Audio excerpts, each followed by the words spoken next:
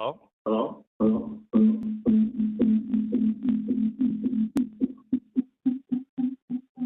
Yeah, we were getting a lot of feedback from you.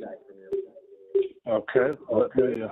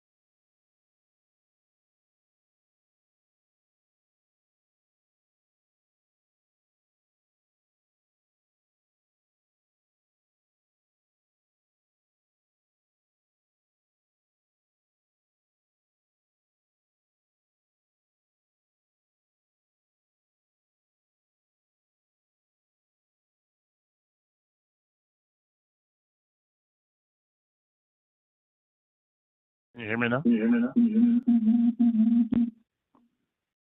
Still a lot of echo. Okay, what about now? Yep, still echo. Are you logged in on the computer as well? I am. Yeah, that's the problem. You're probably getting feedback from the computer.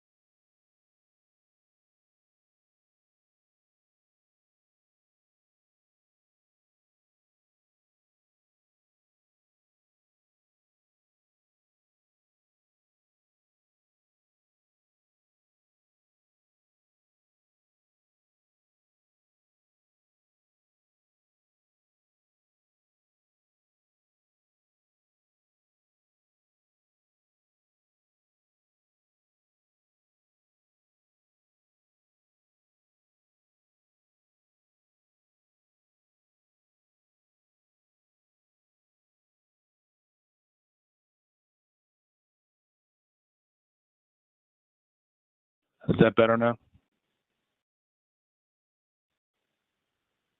Yes, no echo. Excellent. Finally. It can be a pain to figure out sometimes. Oh, WebEx is just so annoying. Don't get me started. I'm not allowed to say anything. Of course not. I understand. What time will you start? 9:30?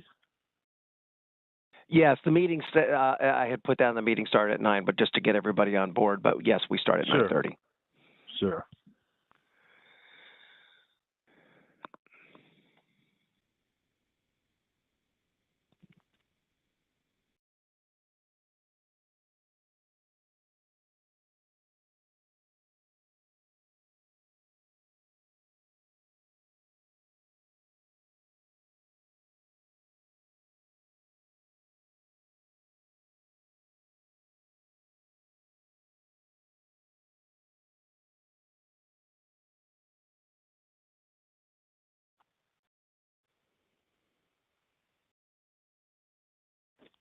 How do I, can you hear me? Yes. How do I, like, my laptop doesn't have speakers on it, so how do I do it to where I still can see it? Well, if you have the app running on your computer, then you should be able to see what's on the screen. Yeah, I can, but I'm saying I just have to keep it muted, right? Right. Okay. All right. Yeah. Gotcha. Yeah, the way you've got it set up right now is perfect. Cool.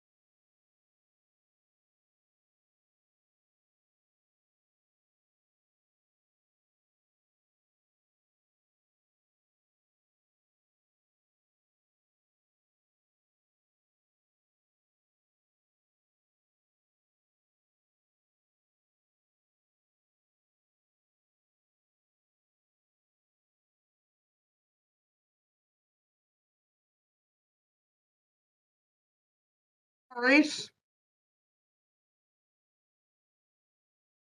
Yes, ma'am.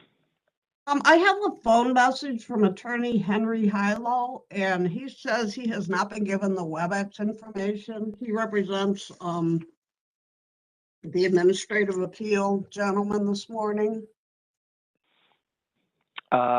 Liz, do you have that person's email address? I do not.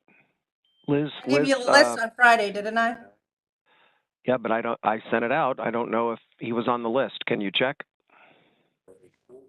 I'll just send it He, again to him. he tried to call BZA and, you know, didn't get an answer, which of course is because Liz is the only one there. Do you want me to call him and get his email address? That would be great. Yeah, I No, didn't. I have it in the file. It's fine. I'll send it to him. Okay.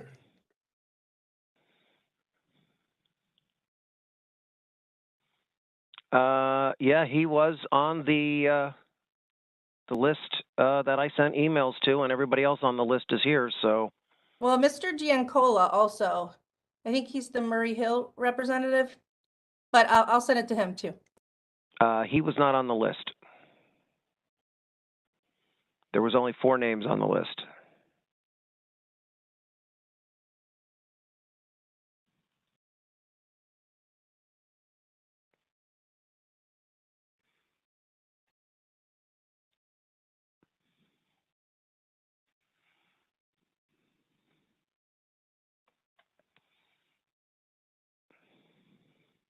I'll call him, let him know. Okay, looks like, and Councilman Griffin was here first, so we'll be going right to the Shaker Boulevard project first anyway. Probably. This is phone number.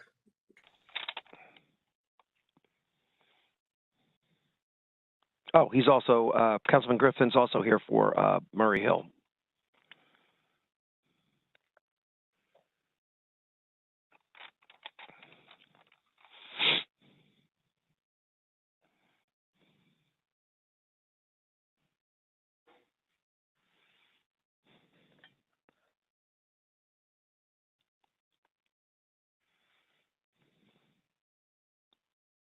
All right, I'm gonna give Liz a couple minutes to send that email. Okay.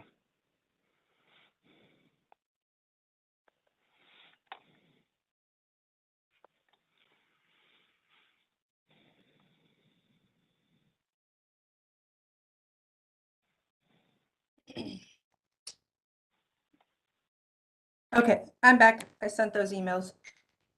Okay, great, we can get started. Good morning. My name is Liz Kukla. I'm the Secretary of the Board of Zoning Appeals, and I'm going to read the preamble for you this morning, March 21st, 2022. In compliance with notification requirements of the city's open meeting law and sections 101.021 of the codified ordinances of Cleveland, Ohio, 1976, notice of this meeting has been publicly posted. All boards and commissions under the purview of the City Planning Department conducts its meetings according to Robert's Rules of Order. Actions during the meeting will be taken by voice vote. Abstentions from any vote due to a conflict of interest should be stated for the record prior to the taking of any vote. In order to ensure that everyone participating in the meeting have the opportunity to be heard, we ask that you use the raise hand feature before asking a question or making a comment. The raise hand feature can be found in the participants panel on the desktop and mobile version and activated by clicking the hand icon. Please wait for the chair or facilitator to recognize you and be sure to select unmute and announce yourself before you speak. When finished speaking, please lower your hand by clicking the raise hand icon again and mute your microphone. We will also be utilizing the chat feature to communicate with participants. The chat feature can be activated by clicking the chat button located on the bottom of the WebEx screen. Please note that call-in users can unmute by using *6. All meeting activity is being recorded via the WebEx platform. These proceedings are also being live streamed via YouTube for public view. We have provided a link to the meeting for those who wish to speak in a particular case via our website and email. All requests to speak on a particular matter have been considered. We have also received emails from those who have provided written comments on our particular matter. Back to you, Madam Chair. Thank you. Can you call the roll, please? Sure thing. Ms. Barnes? Ms. Brown? Present. Ms. Faith? Present. Ms. Britt? Here. Madam Chair, we have a quorum. Thank you. We do have one postponement this morning. That is calendar number 21-181 regarding 3733 East 65th Street. And that's Rand Romano, owner, proposed to establish 7 residential units and 3 commercial units in a B1 local retail business district at that address. The appellant's representative contacted us last week and stated that she needed more time to meet with the council person and update the plans. So I told her that we can get her back on April 11th, but if you think that's too soon, we could do April 25th as well. April 18th is. Yeah, yeah, 18th is, no, give her 25th. Okay, April 25th it is. So calendar number 21-181 is postponed to April 25th. That's all that we have for postponements and withdrawals, Madam Chair. All right, thank you, Liz. All right, we'll move. We see that Councilman Griffin is here, and his first case is Murray Hill. So go ahead, Ms. Faith. All right, thank you. As a courtesy to the council people, we, if they are present, we move their cases to the front of the line.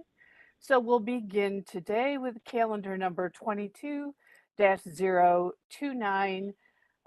This is at 2024 Murray Hill Road. Carmen and Barb Pinzone proposed to establish retail use for gelato and production kitchen in a C1 multifamily residential district, contrary to the following sections of the Cleveland Codified Ordinances as stated in the agenda and the public record. To Ms. Brown for the oath. Good morning. I'm swearing in all who are present for this case. Do you swear or affirm that the testimony you're about to give is the whole truth and nothing but the truth? Please raise your hand, reply, I do, state your name and your address, please. I do. Blaine Griffin, 11810 Larchmere Boulevard. I do. Christopher Giancola, 2022 Murray Hill Road, Cleveland. I do. Donald Pettit, 601 Lakeside Avenue. I do. Jonah Bay, 2141 Prior Court, Cleveland, Ohio.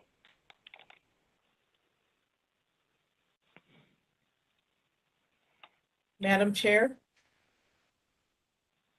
Thank you. Okay, who we have going on? Okay, yeah, history of the property. Thank you. Thank you, Madam Chair. This property was originally zoned general retail in 1929. In 1984, it was changed to the current multifamily district. I only found in our records administration office that in 1914, a permit was issued to erect a store and dwelling. And then there's one variance on file for this address in calendar 77-238. A variance was granted to change use from store to a dwelling. And that's all that I have that's relevant, Madam Chair. Thank you. Legal standard, please. Thank you, Madam Chair, members of the board. Appellant is requesting a use variance and an area variance from the off-street parking regulations of the zoning code. To obtain the use variance, appellant must prove that denying the request will result in an unnecessary hardship particular to the property, such as there will be no economically feasible use of the property without the variance, will deprive the appellant of substantial property rights, and the granting the variance will not be contrary to the purpose and intent of the zoning code. To obtain the area variance, appellant must prove that denying the request will create a practical difficulty not generally shared by other land or buildings in the same district, will deprive the appellant of substantial property rights, and that granting the variance will not be contrary to the purpose and intent of the zoning code. Okay, thank you. Before we continue, Liz, did you hear anything from Ms. Barnes at all? I did get a text that she's trying to log in. Okay, so she will be I here. don't see her. Okay. Okay. All right, thank you. Who will be spokesperson for this case? I'll be the spokesperson for this case. My name is Christopher Giancola. Okay, Mr. Giancola, go ahead. Okay, thank you all for having us, Madam Chair and the board. We would like to propose to erect our flagship Italian ice kitchen and retail location in my grandparents' house, which is at 2024 Murray Hill Road. They've had the building for a number of years. And a little bit about our company. We are an Italian ice company, which is an inclusive product. It has no dairy. It's only made with fresh fruit, pure organic cane sugar, and water. So it's a more healthy product. It's been very well received in our community. We've been in business for, this will be our third year. For the past 2 years, we've operated as a street cart selling on the sidewalk. with a sidewalk permit, and we've been using our commissary location as a production facility. But we would really like to, and I think it's all culminating in relocating to where it all began in Little Italy, and really putting to use this beautiful storefront, which has been historically used for a multitude of different businesses since 1914, some of which being a shoe store, various other food processing facilities, and most recently an art gallery before it was converted in the, I believe, 70s or 80s into a residence. And if you would go forward, I believe in the presentation, there are some other uses of the building, which have been documented by the city of Cleveland and other local areas. But we do believe that these zoning codes do place a significant hardship on our ability to conduct business at this location. And we would like relief from some of the sections of the zoning code that are currently not permitting our use as a retail and production kitchen for our Italian ice. Furthermore, we would like to look into an emergency declaration, given as right now there are unprecedented shocks in the supply chain, which are causing everything from windows to awnings to some of the interior fixtures to have really just unbelievable lead times of upwards of 20 to 30 weeks, which even in the 2 weeks it would save us for the emergency declaration. It would really help out our situation. Further, in the project summary, it shows that our production process uses no heat, which is very important for these mixed use kind of buildings, as our production poses no kind of threat to any of the other residents in the building in terms of heat. Further, our parking spaces, which we are requesting variance for, we do provide one parking space for management in the back of the building, and I don't believe that was maybe caught on our project summary. And we also believe that our shop, once it's built out, would not be a sort of destination business. It would be kind of a auxiliary or accessory business to uplift and support the numerous other restaurants and businesses in the area that utilize a valet service or the street parking that we have in the neighborhood.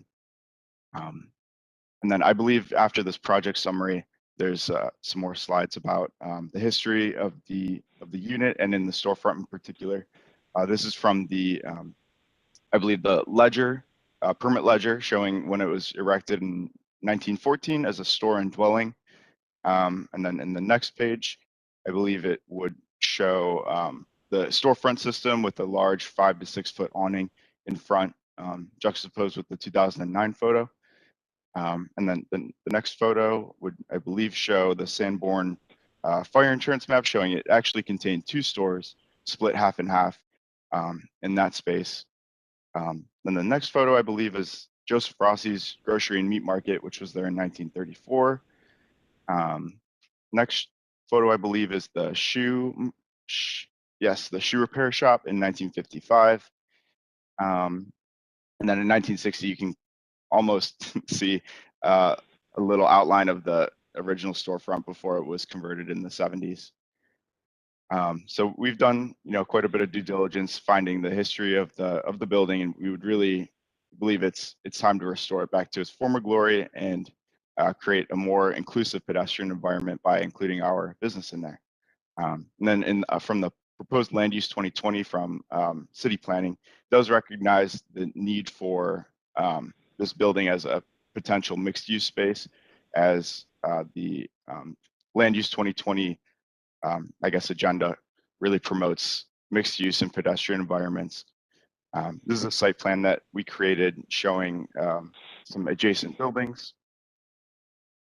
And I believe that may be it for that one. And then it shows just the location of Mount Granita Italian Ice as in relation to the rest of the businesses and other landmarks in the neighborhood. And then over here, we'll see just a couple renderings that we created with the help of an architect and also with the help of the storefront renovation program. Tim Barrett, who is the chief architect for these historical buildings, he really influenced the design and the materials palette for the space so that we could be respectful to the historic nature of the space as well as the historic nature of the rest of the community. And then I believe lastly, this is some support that we've garnered over the past few months from many of our neighbors and local businesses and community leaders. Okay, thank you. Sorry, Liz, Lori, what's this emergency declaration, Jazz? What does that mean exactly? Madam Chairman, that's what I was wondering. There really isn't such a thing that I'm aware of. That's what I thought, okay. If the board grants the variances, they will be in effect once the resolution is ratified, which I believe we don't have a meeting next week, so that would be the first Monday in April. And at that point, you would be able to go forward with your permits. I should say, if there was an appeal by somebody who opposed this, that could delay it, but they would have to go to the court and ask for a stay. So basically, once it's affirmed, you can get your permits, and that will be 2 weeks from today. Madam Chair, this is Liz. There used to be in our rules and regulations the ability to do that. I don't have the rules and regulations that are posted on the website right now to confirm whether or not that's still in there. There was the ability back in the past for us to waive the 7 days. That was in the rules and regulations, but the previous chairwoman did away with that. And so that's not our practice anymore. So I apologize if that's still on the rules and regulations, that's still out there on the website. That would have been an oversight on our part, but that's probably what he's referencing. And no, it's not our practice to do that any longer. Okay, thank you. I was like, what is that? Okay, all right, thank you. Mr. Pettit. Thank you, Madam Chair. The Landmarks Commission fully supports the use in this case. As the applicant stated, he is going through the storefront renovation program. So this is not required to go to the Landmarks Commission, although I believe it still may be going through the design review process in Little Italy. So we fully support it, and we have no objection to the variances. And I'd just like to point out, Liz, that Ray Christosic from Little Italy Redevelopment just sent you an email regarding the project. But Landmarks is in support. Thank you. I have that, Madam Chair, if you'd like me to read it in. Yeah, I was wondering where Ray was. Okay, go ahead. This from Ray Christosic, Director of Little Italy Development Corporation. He states that he will not be available to make it this morning. Little Italy Redevelopment has reviewed the plans for returning the residents on Murray Hill back to a commercial use for the Mount Granita operation. His organization is in favor of changing the use in this matter. They are also in support of the variance for the parking requirement. His reason for the support of the parking variance is that he feels that it will not be a destination business, but a business that people who come to the area and have parked their cars already will visit as part of their time here. We encourage the Board of Zoning Appeals to grant the variances necessary for Mount Granita to establish his new business in Little Italy. That's it, Madam Chair. All right, thank you. Mr. Bay, did you want to say something? Nope. Christopher Giancola did a great job presenting. Thank you all for your time. I think we're good here on my end. Okay, thank you. All right, Councilman. Thank you, Madam Chair, members of the board. I strongly support this project. The family has been really working hard on developing this for the last couple of years. They have tremendous amount of community support, and not to mention they all live in the neighborhood as well. So I do also support the parking variance because I don't believe this is going to be a destination business. This is going to have more pedestrian traffic and others that will utilize this business. So I strongly support and whatever we need to do to make it happen, appreciate it. Thank you, Councilman. Mr. Giancola, just one quick question. What will your business hours be? Our business hours will most likely be for the first year as we get our bearings together. We'll probably follow the hours of most restaurants, most likely around 4 o'clock p.m. to maybe 9 or 10 p.m. Okay, and what days? Most likely Monday through Saturday. We would Okay. probably be closed Sunday. All right. Okay, well, that exhausts the list. I'll open it up to my board for any questions or comments or motion.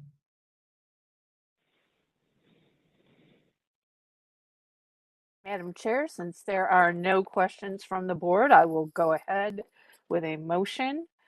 We've heard support from the CDC, from Landmarks, from City Planning, from Councilman Griffin.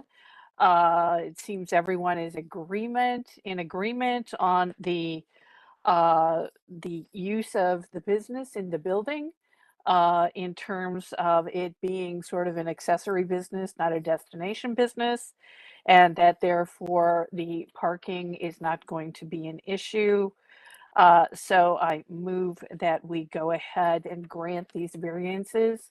I will also add that I think it's one of the most impressive histories of the building that I think we've seen. And so I commend the appellant for the excellent presentation for today. Thank you very much. Thank you. Can I have a second? Yes, this is Member Brown, and I was going to say the same thing about the presentation and the history. It was very enlightening, and I appreciate it. So I second the motion. Thank you, Ms. Brown with the second. Go ahead, call the roll, Ms. Kukla. Thank you, Madam Chair. Ms. Brown? Yes. Ms. Bates? Yes. Ms. Britt? Yes. Calendar number 22-029 is granted. It'll be ratified the next time we meet on April 4th, and we will send the appellants a letter. All right, thank you. very Good much. luck. Madam Chair, I did hear from Ms. Barnes. She will not be joining us. She is having technical difficulties. She's actually on now. Oh, I did get a Good text. morning. She there we go. made it. Looks like she worked out Okay. the difficulties. Good morning. All right, good. I was just about to make that announcement. Now I don't have Right. to. I was just going to Okay. say that as well. Yeah. Sorry. Okay, moving on to Shaker Boulevard. All right. To Shaker Boulevard. And this case was postponed from January 31st, 2022. This is calendar number 21-204. This is the Superior Road Apartments LLC, located at 11201 Shaker Boulevard, number 102. I see that we still have Councilman Griffin with us. So let me read the case into the record. This is Superior Road Apartments LLC, owner and PATH, PATH, Behavioral Health, proposed to establish use as a mental health center in an E4 residential office district. The applicant appeals for relief from the strict application of the Cleveland Codified Ordinances as stated in the agenda and the public record. Of note, the first postponement of this case was made at the request of the appellant to allow more time to meet with the councilman and city planner Marco Fields. To Ms. Brown for the oath. Good morning. I am swearing in all who are present for this case. Do you swear or affirm that the testimony you're about to give is the whole truth and nothing but the truth? Please raise your hand, reply I do, state your name, and provide your address. I do. Blaine Griffin, 11810 Larchmere Boulevard. I do. Newly Theophylactus, 11201 Shaker Boulevard. I do. Kent Whitley, 15919 Chadbourne Road.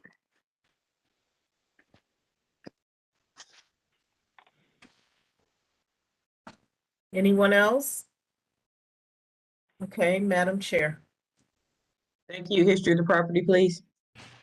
Thank you, Madam Chair. This property was originally zoned multifamily in 1929. In 2007, it was changed to the current residence office district. In the Records Administration Office, I only found that the address was part of a range of addresses for St. Luke's Hospital. And then in 1974, for the specific address, there were interior alterations to medical offices.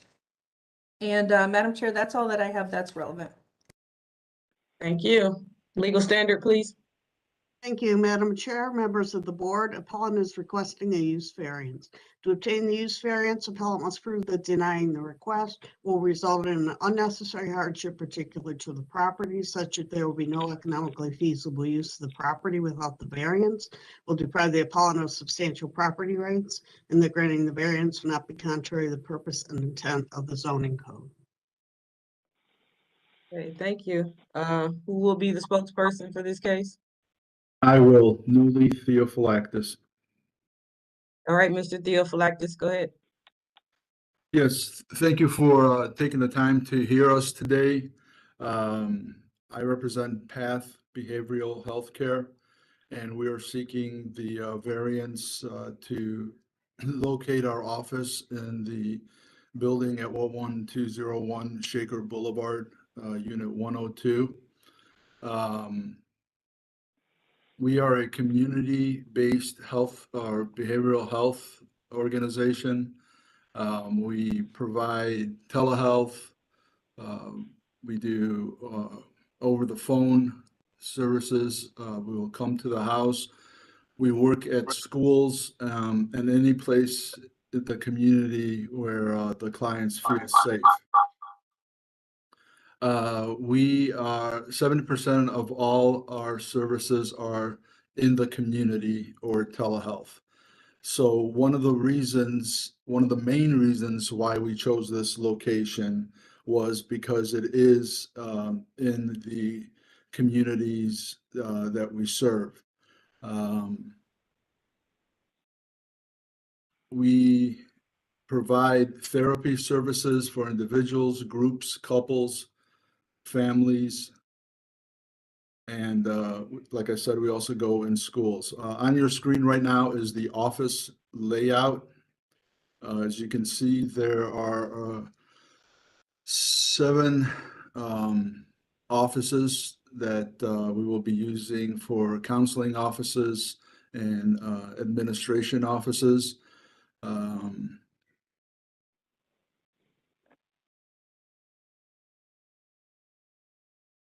Yes, I already covered that.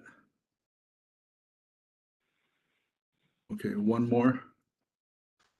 So we also provide case management to help our clients with anything from housing, food, clothing, utility assistance, building skills, getting them signed up for Medicaid or any other type of service that they might need. We provide nursing services. So we assess the needs of the physical well-being for each client and help with healthy living for the body and mind.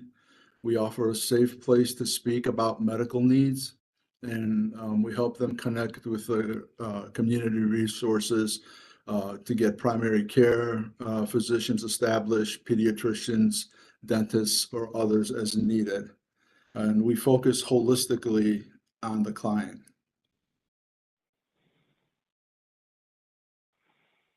We have nurse practitioners and psychiatrists that provide medication as needed based on mental health diagnosis.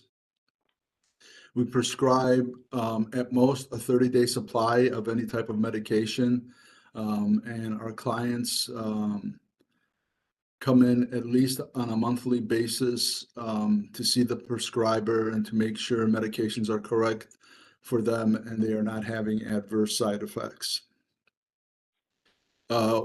We also have what we call our PATH mobile pantry, where we go out into the community to provide for immediate needs such as serving hot meals, giving out non-perishable foods, hygiene supplies, clothes, hats, gloves, coats, blankets, and a lot more. We do events like free haircuts for students before school starts, giving them supplies for school. So we have a small bus, imagine half the size of a full-size school bus, that we utilize to go to these events and hold our own events also. Here's a couple of success stories from our clients. Homeless individual came to us, had nothing but the belongings that they carried with them. After working with a PATH provider team, they were able to obtain assistance, a place to live. All of their needs are met. They report that they have not felt this good about my situation or myself, and I can't remember how long. I am safe and warm for the first time in many years. Then our second success story, a guardian of a client who received services through PATH at their school. The guardian reports they are acting so much better, you can see a real difference. They are doing so much better at school. The teachers tell me daily how much easier school is for them. I can barely recognize this child. You've changed our lives. So we have a team approach in taking care of our clients. We believe in providing a care team to each client. The care team will work together to provide quality care to each individual. Care is individualized for each client, allowing the specific needs for each client to be the main focus. And then following, we have some demographics on Ward 6 that we were able to do some research and were able to find. Like I said before, one of the main reasons we picked this office was because it was in a community that we serve, the type of communities that we serve. We have approximately 24 offices in Southern Ohio, from Cincinnati all the way over to Portsmouth. We also have offices in Utah, Vermont, New Hampshire, and Missouri. So we are a very well-established organization. We've been doing this for several years now, and we saw Cleveland had a great need for behavioral health, mental health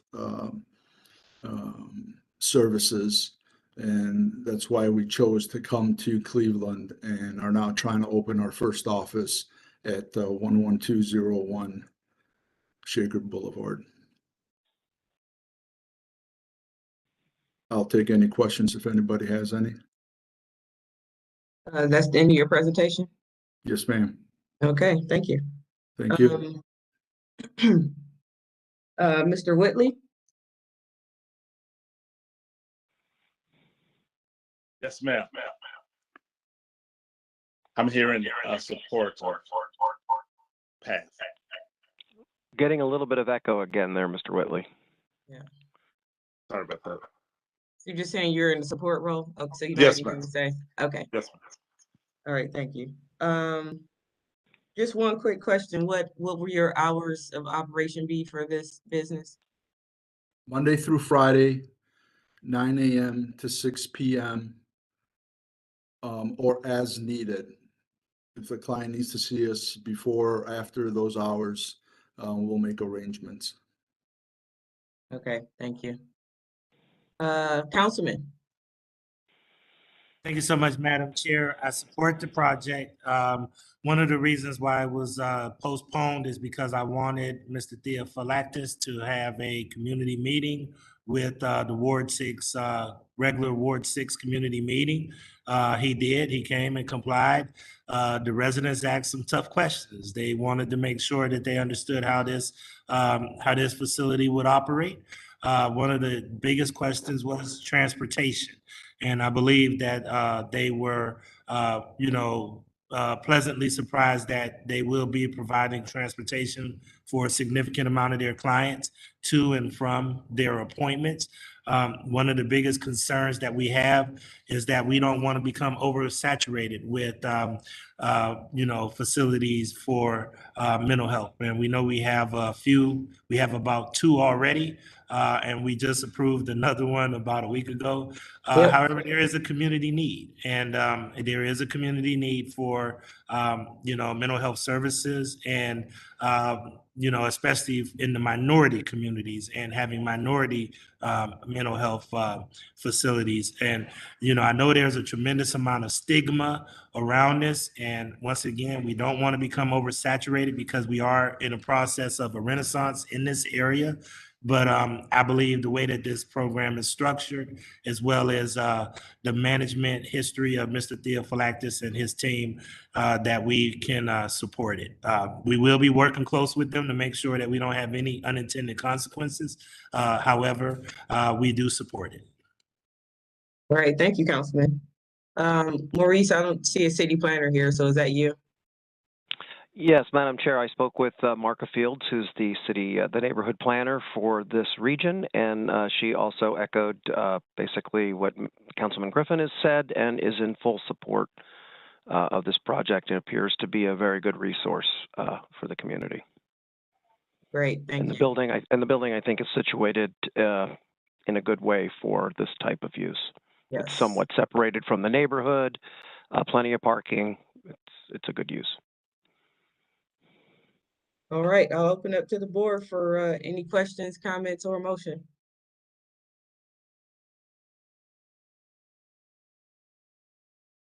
Madam Chair, since there are no questions from my fellow board members, I'll move ahead with a motion. We appreciate the testimony from the appellants, also from Councilman Griffin and City Planning. It does seem, as Mr. Rulins mentioned, that the building is excellently situated for having been a medical facility in the past. It appears that it is a good fit for this sort of business. And we appreciate Councilman Griffin's statement that there have been extensive and engaged community meetings with regard to this, and the community seems to be satisfied with the answers that they received. And we have the hours and the service area, and this does fulfill a need specifically in the minority community. So with that, Madam Chair, I move that we go ahead and approve the variances for calendar number 21-204. Good morning, second. All right, Ms. Barnes with the second. Go ahead, call the roll, Ms. Kukla. Ms. Brown? Yes. Ms. Barnes? Yes. Ms. Vaith? Yes. Ms. Britt? Yes. Calendar 21-204 is granted. It'll be ratified on April 4th when we meet again, and we will send the appellant a letter. All right, thank you. Thank you very much. Have a Thank good you. day. Good You luck too. to you. Good luck. Thank you. Bye-bye. All right, Madam Chair, looping back to the first item on our agenda today. This is a Board of Zoning Appeals, calendar number 22-011. Kevin Sullivan appeals under the authority of Section 76-6B of the Charter of the City of Cleveland and Section 329.02D from the decision of the Commissioner of Assessments and Licenses to deny application LUOU21-00187 that was filed February 7th of 2022. To Ms. Brown for the oath. I am swearing in all who are present for this case. Do you swear or affirm that the testimony you're about to give is the whole truth and nothing but the truth? Please raise your hand, reply, I do, state your name and your address.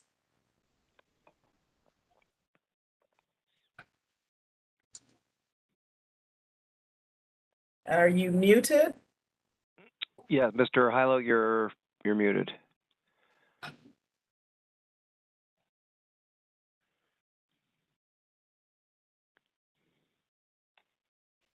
There you go.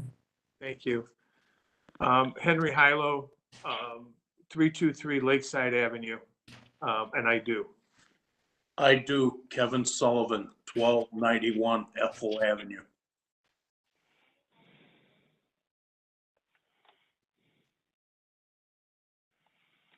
Anyone else? No, that'll be it. Madam Chair. Thank you. Legal standard, please. Thank you, Madam Chair, members of the board. Appellant is appealing an administrative decision. The standard of review to be applied is whether the administrative decision was illegal, arbitrary, capricious, unreasonable, or unsupported by the preponderance of substantial, reliable, and probative evidence. If the appellant fails to meet this burden, the administrative decision must be affirmed. All right, thank you. Mr. Sullivan, is this your case? Yes, it is. Okay, go ahead. I'm appealing it. I had my toll license. I've been in the business over 40 years. How I make my livelihood. I need this to make my livelihood. And if I could speak on his behalf, I handled the case and he did not plead to an OVI or a DUI. The reason there was a... Who's speaking right now? I'm sorry, for the record, Henry Hilo. I apologize. And you are? I'm an attorney and Okay. I was the one that handled this case. And the docket was submitted as part of our record. And you could see from the docket, there was numerous pretrials in this case. And the resolution of this case was there's some underlying issues that were involved. And as a result of that, there was a significant reduction from the OVI statute in this case to the physical control. In addition to that, if you look at the docket. Mr. Hilo, Yeah. Can you just give us a background on what's going on here? Because you're going right into OVIs and all that, which we don't cover here at BZA. It's about he wants to appeal the ticket or the license or whatever. Well, so can you just talk about that? Yes, because the reason it was given that he was not given the renewal was they said he was convicted of a DUI. And I'm submitting that he was not convicted of a DUI. Okay, that introduction was helpful. All right, go ahead. And I apologize for that. And when if you look at the docket speaks for itself.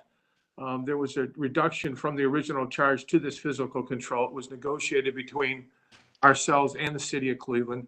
In addition, I think it's also significant to note that when we did resolve this case, the city of Cleveland, along with the Honorable Judge Lugo, allowed him to get his license back immediately. He did not even have a suspension of his license upon resolution of this case. Had there been a alcohol suspension in this case sufficient to an OVI, he would have had a suspension of 1 year of his license with occupational privileges. He did not have that when we resolved this case. And you could see it on the docket when you go to the March 19th of 2021, his administrative license suspension was terminated and there was no court suspension imposed. He received his license back immediately.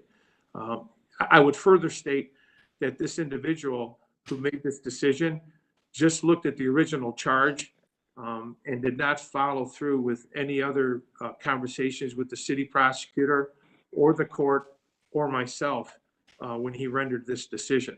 He rendered it strictly on the complaint, i.e. the ticket, and did not render it based on the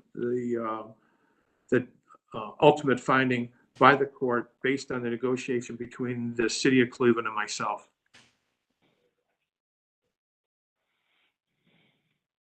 And because his decision has put my client economically in a disadvantage, one of the reasons we also were able to resolve it, not only with the facts on this case, he has no other alcohol-related events in his driving record.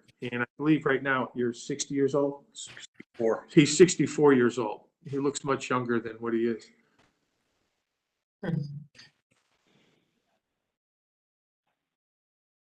Okay, is anyone from the city here about this? Or Lori, did you do some background on it or? A little bit of background, and I'm not here to argue on behalf of Right, licenses and assessments or to tell the board what kind of decision it should make. I would just note that the offense that the appellant pled guilty to was an alcohol-related offense, lack of physical control while under the influence. So basically, that in common terms, I think would mean that the defendant was physical control means you're in a vehicle in a position to drive with the keys, but not driving. So that's what the plea bargain that was made in this case, and undoubtedly the appellant's record or lack of DUIs, if that is the case, had something to do with that. So that's all I have to say, and that's informational.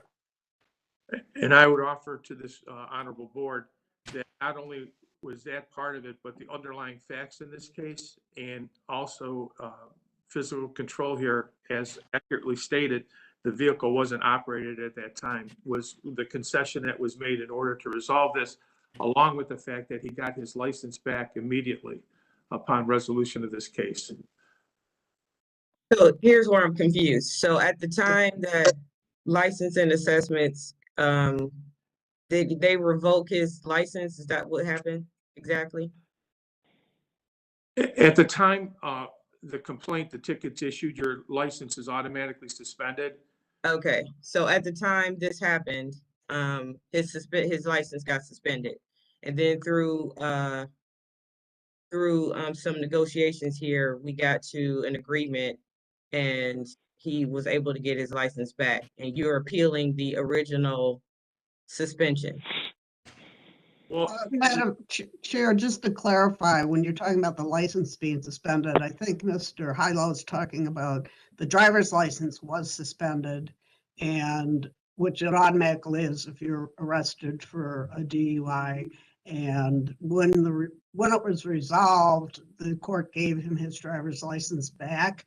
I think what you're talking about, the license to operate a tow truck, I don't know what exactly what the timing of that was, or what the circumstances were as far as. Yeah, that's what I'm confused about. I don't know whether that was based on the initial charge or the charge that he pled guilty to. I don't have that information. It was based on the initial charge, because when he went to renew, this case was already over. And when he went to renew, they denied it, not based on the resolution of the case, but on the initial charge. He went to renew after this case was over. So someone just looked at the doc and saw what he was charged with, and I'll defer to Mr. Sullivan right now.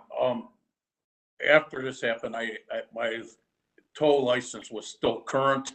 You have to renew it every year at the end of March. When I went to renew it, when it was denied. Okay, so this whole case got resolved on what date exactly? Because this is a lot of writing.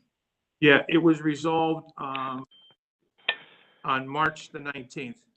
On March the 19th. So after March the 19th, you got everything resolved, and then after that, you went to go get your tow license from the city, and they denied it based on the original charge, but didn't see that you had already worked through an agreement. That's correct. You renew it. I have to renew it again by March 31st, or I have to apply for a fresh license by March 31st. Okay, so what date did you go in to ask for your license renewal? I don't have the exact date in front of me, but I think I probably did it in, March, early March. It was after you resolved this, though. Yes, It was after March 19th. I'm trying to see if I might have something here that, it was after March 19th. Okay, so I think I'm getting this clear. Madam Chair, Okay. Yes. we have LaRonda Talton, who has just joined us on the call. She is from Commissioner Stevens' office. Oh, that'll help. Ms. Brown, can you swear her in, please? Yes.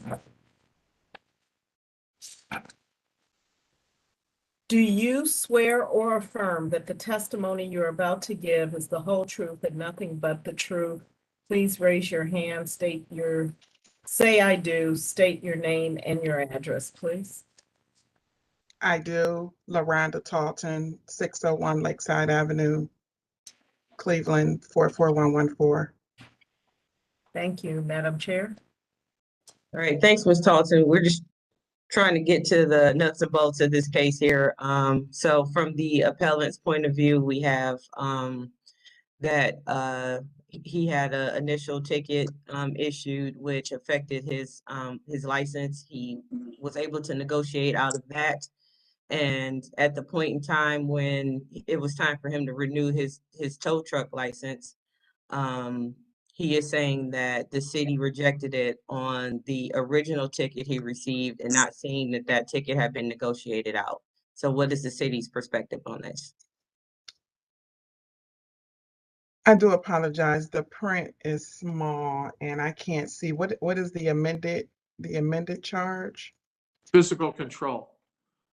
Physical control, okay. Well, what the process is for the tow truck driver's licenses is that once the Division of Assessments and Licenses receives the application, it is forwarded over to the Cleveland Police impound lot for the Cleveland Police Department to review the application and compare it to the codified ordinance and make the decision. So the decision of not to issue the license is at the sole discretion of the Cleveland Police Department.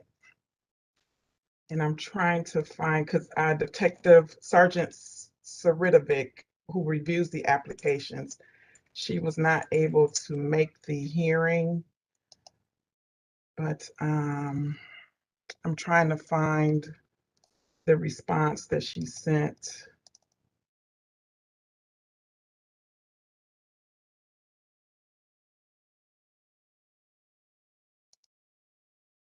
I know the ordinance states that if you are, is it charged of the offense? I'm going through the codified ordinance right now. I do apologize. I was tardy.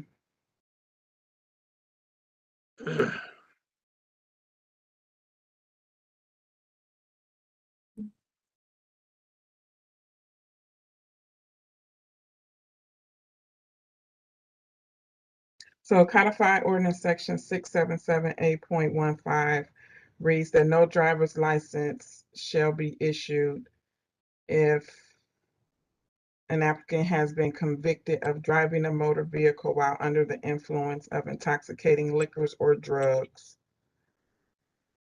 That's conviction. You mean a tow truck? We're here for the tow truck license. So yes, that's for the tow truck driver's license. Yes. Okay. So yeah, that's what this is. The no driver's license, the tow truck driver's license. Yeah, that's what we're here for. It was rejected and he's appealing that rejection. So I need to know what the city's position was when they rejected it, when he went to go get renewal, why it was rejected. Right. And I was reading the process. The process is that once the Division of Assessments and Licenses receives it, we forward it to the Cleveland Police Department. So it's upon their review, is if they determine that the application is not in compliance with the ordinance, then they either approve or deny the application. What was the date? I apologize. Go ahead. I'm sorry. What was the date that you received that it was? Mr. Hilo, you have to ask questions through me. I apologize, Chair. Could you ask what was the date that that was forwarded to the city of Cleveland? Ms. Talton, you can answer that. The date we received the application, or the date it was received to or forwarded to the Cleveland Police Department? Could you please clarify? Madam Chair, if you can ask her the date it was forwarded, both the date that you received the application and the date it was forwarded to the city of Cleveland. Okay. Yeah, we'll need both of those, actually. Okay, I'm sorry. I'm trying to go through my emails.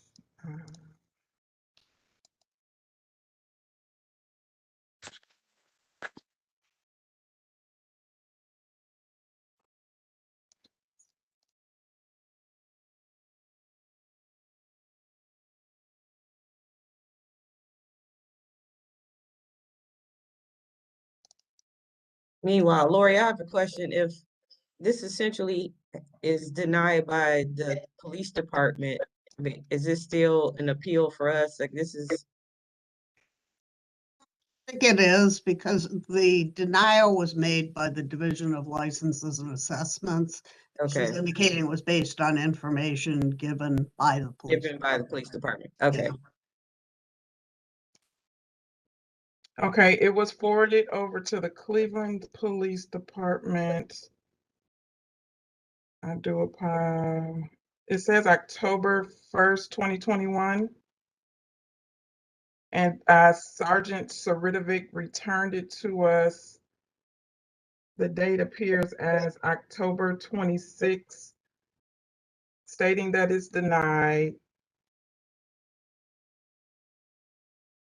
And I believe I forwarded this information. I'm not sure if you have it, but there was 2 sections that she denied. It was driving a motor vehicle while under the influence of intoxicating liquors. Additionally, and possession by a tow truck driver in his or her tow truck of opened or unopened beer, whiskey or wine, of drugs or other stimulants not specifically prescribed for him or her by a medical doctor for his or her private use, or of gambling equipment or paraphernalia, stolen goods, or contraband property of any kind. So this is the sheet we received back from her. And then we mailed a denial letter to Mr. Sullivan on October 26th of 2021 to United Towing Company, stating the driving under motor, the offenses that I stated, with the offense date of December 11th, 2020. And it has a conviction date of March 19th of 2021. Madam Chair, just for the record, he was driving his own personal vehicle. He wasn't, it was a pickup truck. It wasn't a tow truck. There were no gambling equipment. There are no drugs. There's no allegations of drugs anywhere. No, I think she was just reading the whole. I She understand. was just reading the whole. Yeah, we're not accusing him of that. She was just reading the whole statute. I just want to make sure it was clear. And also, it wasn't the tow truck he was driving either. It was Okay, but it seems they reviewed this well after March 19th, and the police officer still came up with the same reason to reject it. So this is where we have to figure out if that was proper or not, I guess. if I may be heard at the board's discretion, it's kind of disappointing that there's no look to see by the officer. There's no record here where the officer even talks to the prosecutor or the court. I think when you look at the docket, if the court in any way thought that it was inappropriate, 1, the court would not have taken the plea, or 2, the court wouldn't have granted driving privileges, not driving, would have given the license back immediately and allowed the reduction in this case. And physical control, I know you have a lawyer on the board here. Physical control by its very nature does not involve operating the vehicle. It means that one is behind the vehicle for the purposes of the individual. It just means that you have access to the vehicle. It doesn't mean you're operating the vehicle. And I mean, and he was allowed to get, and I have proof, he has his license. He was allowed to get his license in his commercial license, he was able to get it immediately. So the judge, who knew the facts better than just someone forwarding over something to a police person who's reviewing a number of these different applications to an individual who's 64 years old, and this is his livelihood, and then we summarily reject it. The economic hardship it causes him, especially in the times that we live in now, and with no prior OVIs or alcohol-related offenses, that's why I'm asking for the review by this board. All right, I think we have all the information we need right now. I'm going to open it up to my board members to see if they have any further questions for the city and or the appellant. Madam Chair, Yes. this is Member Brown, and I cannot, well, I did read the materials that were shared in advance by the secretary. However, I did not understand the level of the negotiated plea. I guess I read where it said maybe about the ticketing. So one of the questions that I have is, should this be presented or back to the police officer who denied it in order to understand if they spoke to the prosecutor or understood the negotiated plea before rendering a decision? I'm sort of concerned to overturn that without understanding the level of due diligence that they performed. Is that of importance to our deliberation? Ms. Brown, this is Lori Wagner. I think what has been established here is that this went to the police department well after the plea bargain was accepted by the court. And therefore, I think, first of all, this hearing is here, and if the Division of License and Assessments wanted to present the police department, they could have. But I think it's also fair to say that the police department knew what this gentleman had pled guilty to, which was an alcohol-related offense, but not an operational offense. They also knew that the court had given him his driver's license back. I don't know that anything would be added to this by talking to the police officer. After 6 months, they had access to the same documents that you did, and they knew what he was pled guilty to. Okay, I thank you for providing that perspective. Madam Chair, also, this case was not a City of Cleveland case. It was a Highway Patrol case. So the person that was reviewing this record was not even his department, and that person was not even involved in this case. Just say that doesn't make any difference. I mean, the police department saw what was on the Ohio Bureau of Motor Vehicles record and knew, did not know anything about the actual offense itself or the circumstances of which were present when the citation were issued, although they may or may not have looked at an actual police report. I don't know, but they had access to the same information. Thank you. Madam Chair, no further question. Thank you. Great. Any other board members with questions?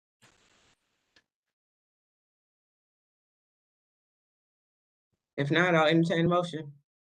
Madam Chair, I would like to thank our secretary for sending out the information in advance for us to review this case.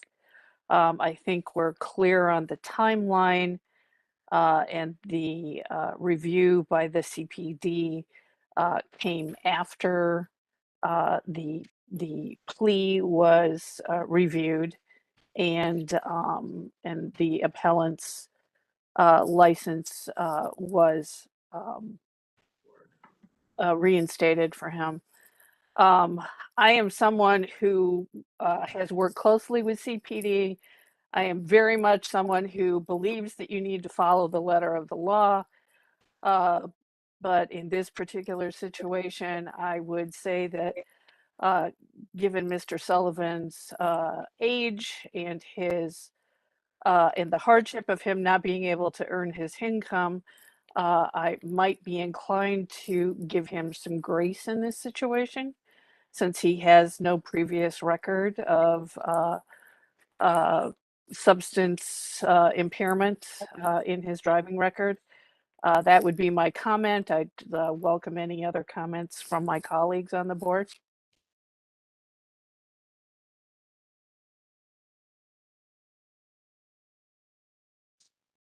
I think that means people are agreeing with you, Alana. All right, with that then, Madam Chair, I'm going to move forward with the motion. Can I make a comment? I apologize. I was having trouble getting in. This is LaRonda from Assessments and Licenses.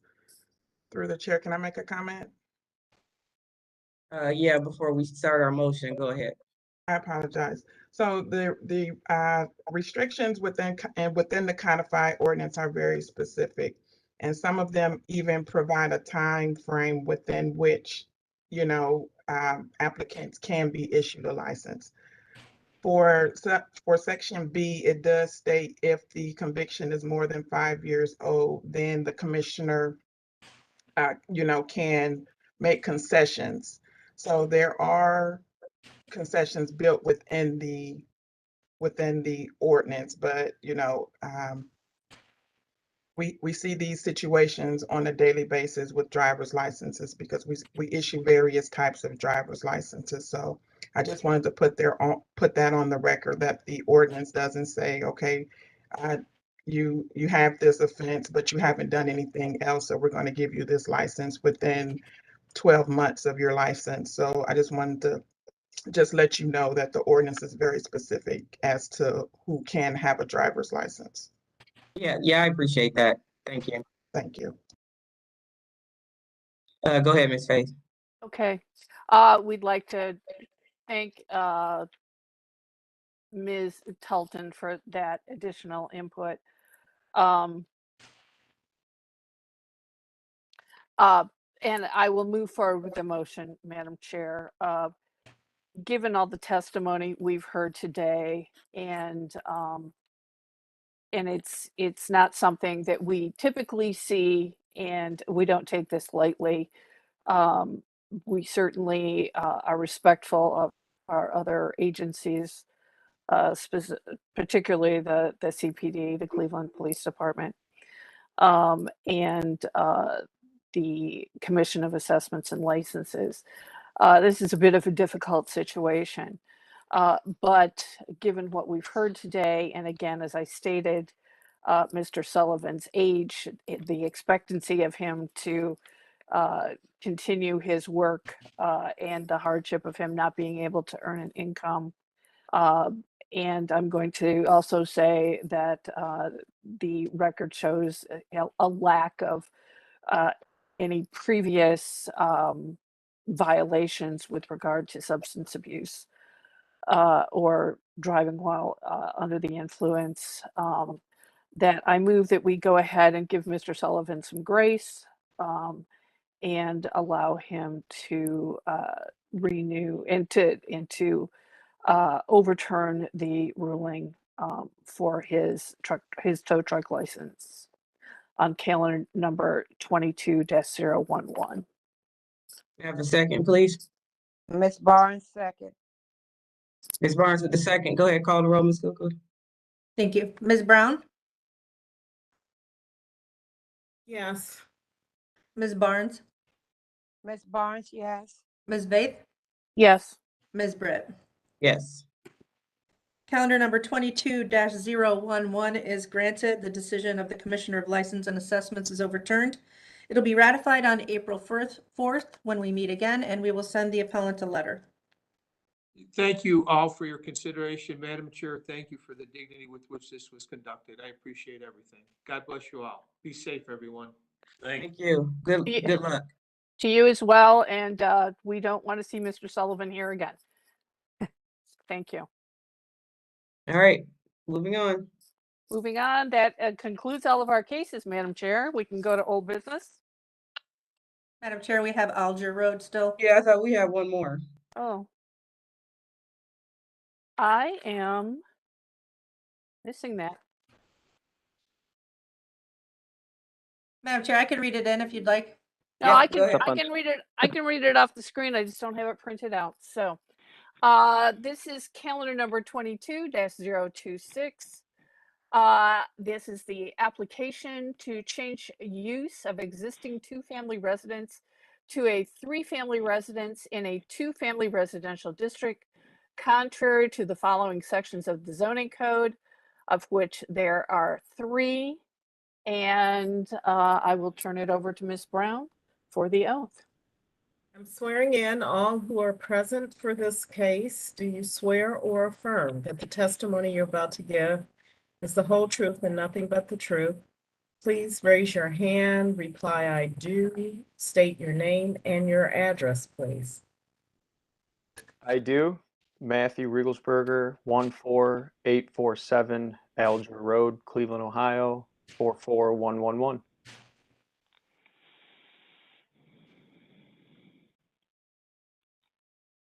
Anyone else? I notice Adam Davenport is online. Are you planning on commenting on this case, Adam?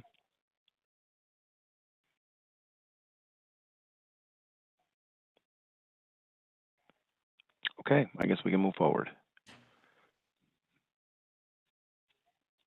Madam Chair. All right, thank you. History of the property, please. Thank you, Madam Chair. There's been no change in the zoning since 1929. In our Records Administration Office, I found that in 1929, a permit was issued to erect a dwelling in a garage. There are no variances on file and nothing of note in the more recent history. Thank you. Legal standard, please. Thank you. Madam Chair, members of the board, appellant is requesting a use variance and area variances from the minimum lot size and off-street parking regulations of the zoning code. To obtain use variance, appellant must prove that denying the request will result in an unnecessary hardship particular to the property, such that there will be no economically feasible use of the property without the variance, will deprive the appellant of substantial property rights, and that granting the variance will not be contrary to the purpose and intent of the zoning code. To obtain the area variances, appellant must prove that denying the request will create a practical difficulty not generally shared by other land or buildings in the same district, will deprive the appellant of substantial property rights, and that granting the variances will not be contrary to the purpose and intent of the zoning code. All right, thank you. Mr. Riegelsberger, did I get that right? Yes, ma'am. That was good considering all things. And All right, thank you. Okay, go ahead. Roethlisberger, I get them all, but yes, that was I'm correct. sure you do. Okay, go ahead, present your case. Okay, first of all, bear with me. This is my first WebEx meeting, despite the whole COVID thing and everything. So I'm glad I'm able to get this out of the way, and thank you for having me on here and listening to what I have to say. So there's a picture of it there. A little introduction of myself. I own it with my twin brother. We moved to Cleveland about 6 years ago from surrounding suburbs. In 2018, I purchased this duplex in West Park. I enjoy living in West Park and all it has to offer with its parks, restaurants, and friendly neighbors. And my goal here is to add an additional living space to provide a convenient and affordable option for another contributing resident in the neighborhood.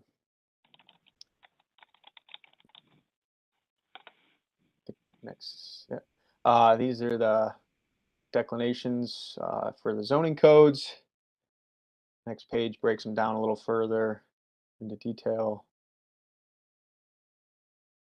337.03, three-family dwelling is not permitted in a two-family district, first allowed in multifamily district. 355.04B. In B area district, minimum lot area of 2,400 square feet per dwelling unit is required. 7,200 square feet lot is required. 4,800 square feet is what's proposed. 349.07A, all parking spaces and maneuvering areas shall be paved, drained, and graded within parking area. The parking, It's the back there. There is an additional pad that there's actually paver bricks down there that's up to code for vehicular use. That has a 2% slope towards the floor drain, and also there is ample street parking out front on both Alger and the cross street at Fernway and Alger. 3 family variances attached are properties that have received variances for same zoning codes. These properties are located in the same zip code and are within 2 miles of my residence. There's 1.2 miles away on Warren Road. It's all self-explanatory there. Lydian Road, 1.1 miles. 3640, it's 1.1 miles away, 1.2 miles, etc. Here are some references from surrounding neighbors, ranging from right next door to across the street and so on and so forth. They all had no problems with it and even gave me their numbers to allow for phone calls, references, and so on. Here's a little bit of attic details. There's roughly 700 square feet of living space from what would be the knee wall to the knee wall. Dormer is on the east end of the attic, which is the front of the house. There's existing egress in the rear of the house. And I've been consulting with several architectural firms that specialize in these types of designs and builds.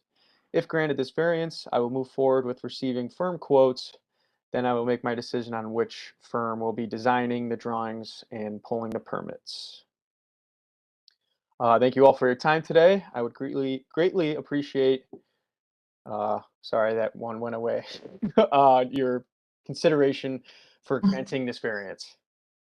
And that's it. Okay, can you give me a little history on the house here? Do you have existing meters for all 3 of these layers, or are you Yes, gonna have to do all of that? No, so actually I just recently pulled a permit with the city, the building department, and it is the new meter base is in, so it's a 3 meter. There's not a 3rd meter yet, obviously there's no unit up there, but that is all permitted and in place. Okay, so I was just checking because sometimes people buy the house and the 3rd floor has already been done, and then they didn't realize that it was not a legal 3rd floor. So we're just going to be clear that you want to transition this attic into a apartment. Correct, yes ma'am, it is Okay. bare bones right now. It's just the way it was originally. Okay, gotcha. Not finished. All right. Well, yeah, West Boulevard, that area has a lot of 3 families there. So I will open it up to the board for any questions. Madam Chair, it looks like Adam Davenport has joined. I'm not sure if he had any comments Oh, to he make. needs to be, yeah, he needs to be sworn in if he does. I do need to be sworn in. Yep. Do you swear or affirm that the testimony you're about to give is the whole truth and nothing but the truth? Please raise your hand, reply I do, state your name and your address. I do. Adam Davenport, 601 Lakeside Avenue, City Planning. Thank you. Sorry, I was on the phone with a different kind of case. The tow truck case took a little bit of time this morning. So yes, it did. I feel like in city planning we're generally supportive of these variances, given support from either the neighbors or the adequate kind of parking situation that the owner sees on this property. Also happy to support, I feel like, an owner occupied space in this case as well. One that the owner will attend to and take care of over time. So in short, we're in support of this variance. Thank you. All right, thank you, Adam. All right, back to my board.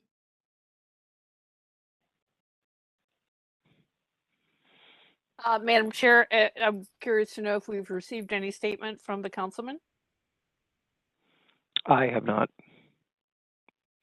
Ms. Kukla, have you received anything from the council person? No, I have not. Okay. No. Madam Chair, if there are no questions from my colleagues, I'll move ahead with a motion. Go ahead. Okay. We thank Mr. Reigelsberger, thank you, for your testimony. It looks like you've already addressed the parking pad and the drainage issue. Thank you for including the 2% slope. That's something we don't typically see in the details. And thank you to Mr. Davenport from City Planning for his comments and support. Madam Chair, this is again fairly typical of what we see in this neighborhood. Again, we welcome the fact that it's going to be owner occupied. And so I move that we go ahead and approve these variances. All right, thank you. Can I have a second? Member Brown, I second. Ms. Brown with the second. Go ahead, call the roll, Ms. Kukla. Ms. Barnes, Yes. Ms. Brown, Yes. Ms. Vaith, Yes. Ms. Britt. Yes. Calendar 22-026 is granted. It'll be ratified on April 4th when we meet again, and we will send the appellant a letter. All right, good luck. Thank you, guys. I very appreciate that. You did You're a good welcome. job, Mr. Reigelsberger, for your first time on a WebEx. I appreciate that. It means a lot. Thank you. Yeah, good luck to All you. right. Thank you. Thanks, All guys. right. Take care. All right, old business, 1 through 3 without objection. Without objection. Everyone else? Objection. Okay.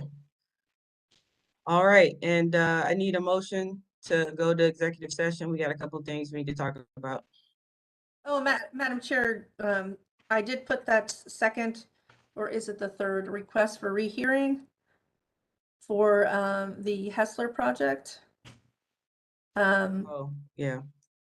I believe I sent you the documents on that. Yes. You did. Yeah, so I believe that the request for rehearing, I believe we had substantial reasons from before we denied it before.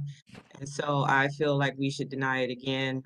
Board, I will welcome your input, but I believe the same situation applies, that there was no new evidence presented in asking for this rehearing again. I would agree with you, Madam Chair. Everything we've heard, I mean, this has been unpacked extensively, and we've heard anything that they're arguing as new information. We have heard already, so I'm in agreement. Madam Chair, I see it slightly different. I agree that they've presented all the information. I think what's different is that the garage where they presented the lease, where they said they would have parking spaces, is being torn down. So they won't have parking spaces. I also would, to my colleague's point, there was a lot of conversation about buses and students and no need for cars. But it's the fact that the garage is being torn down, which is what is different. And that's what I'd like to offer. Okay, thank you. Anyone else?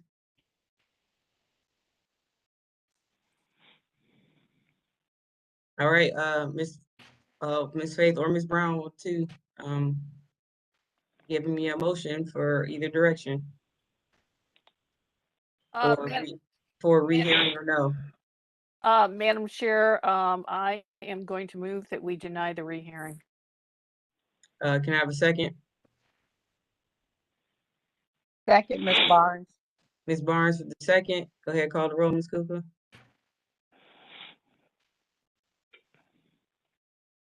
Ms. Brown, Yes. Ms. Barnes, Yes. Ms. Vaith, Yes. Ms. Britt. Yes. Rehearing request for 21-152 is denied. We will send the applicant a letter. All right, thank you.